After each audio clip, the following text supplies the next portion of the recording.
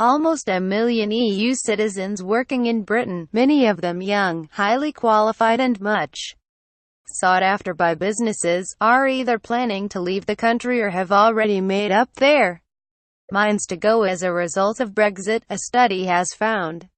A survey of 2,000 EU workers in Britain by KPMG, the professional services firm, found that 55% of those with PhDs and 49% of those with postgraduate degrees were either planning to go or were actively considering it. Based on its overall findings, KPMG estimated that a group equivalent to 3.1% of the national workforce, about 1 million people, now see their future in Britain as over or hanging in the balance. The main reasons given were that they felt less welcome and valued post-Brexit, that the UK is no longer the place that attracted them, and that they are pro-European and disagree with Brexit.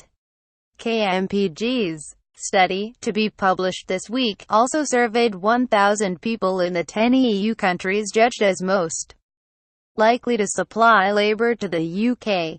Although it found that Britain remained in the top 5 most desirable EU countries behind Germany and Sweden, but ahead of Denmark and the Netherlands, in which to work, 49% of those questioned said they felt it was now less desirable than before the referendum in June last year. The findings will reinforce fears of a substantial brain drain and suggests that the loss of talent will hit important sectors such as IT particularly hard. KPMG describes those most likely to leave as the independent, in-demand, educated and young. The problem is particularly serious for companies that have relied on young talent, especially at higher income levels in sectors such as engineering, construction, property, business services, law and IT. 53% of people working in IT said they would leave or were considering doing so.